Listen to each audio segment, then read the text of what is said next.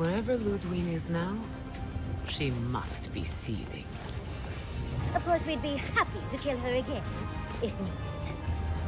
She's done for. But we're not. Whatever's next, we'll face it. Together. Gods, you're all gonna make me sick. But carry on. Unraveled at last. We no longer feel her wire against our flesh. We are free always. We are free forever. Silence falls over Paradise, as though the city is holding its breath. Then you hear it, the ringing of a distant bell, the waving of banners, and cheers of victory. After a short and bloody conflict, the dust has finally begun to settle. You feel Sapadal close to your thoughts, stirring with interest. The god of the living lands is observing this moment, unfettered by confusion or fear. For the first time in centuries, they understand. The Paradise militia rallies to you, the outsider who defended them in their hour of need. Whatever happens next, you have won their confidence. You take a moment to reflect on the calm. Not so long ago, you arrived at these shores on a simple errand, which turned out to be anything but simple. The Dream Scourge is over, and the island has been cleansed of plague. A time of healing and mourning follows.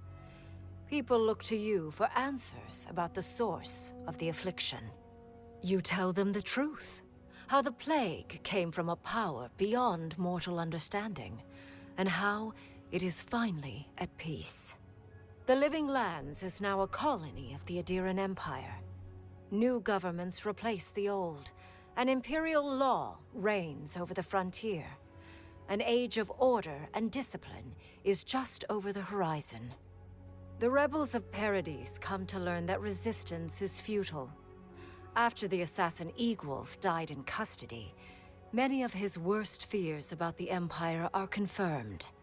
Some of his people splinter off, while others abandon the fight entirely.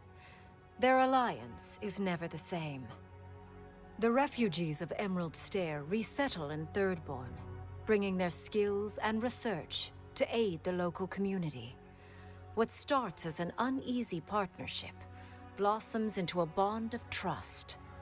Through shared adversity, they find common ground. The ashes of Fior Messiverno continue to smolder.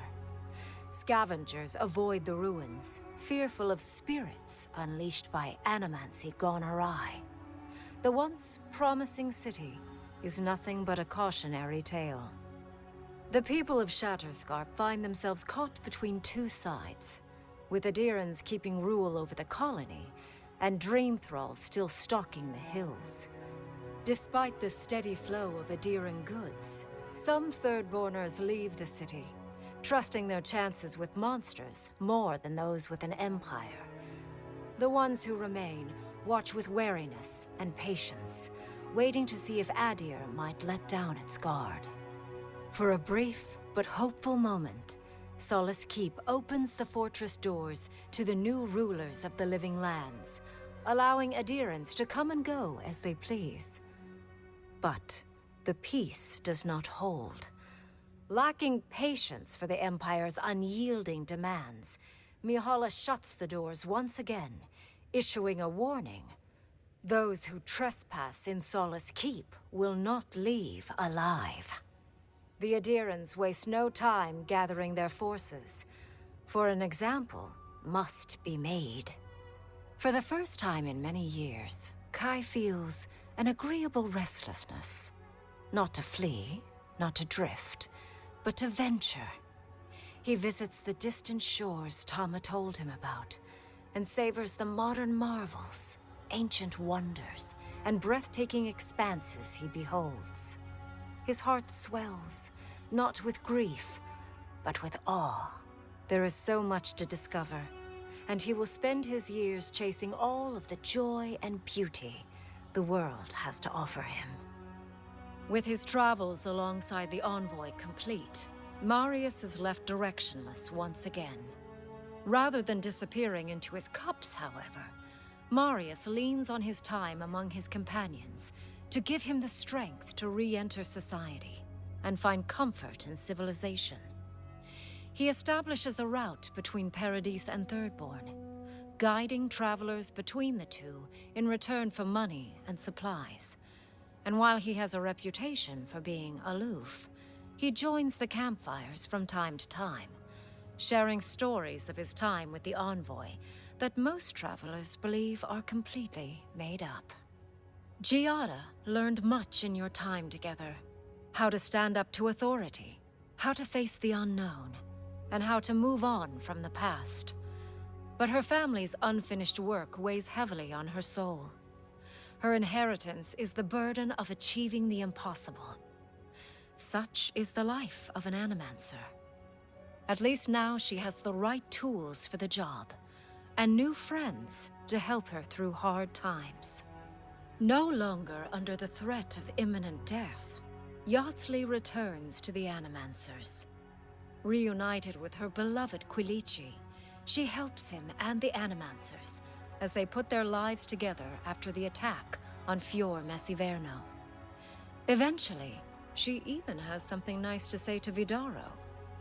As the days pass in contentment and relative peace, Yatsley is struck by the persistent feeling that something is missing. Though she still devotes herself to her studies of both the arcane and the godless, the restlessness never goes away.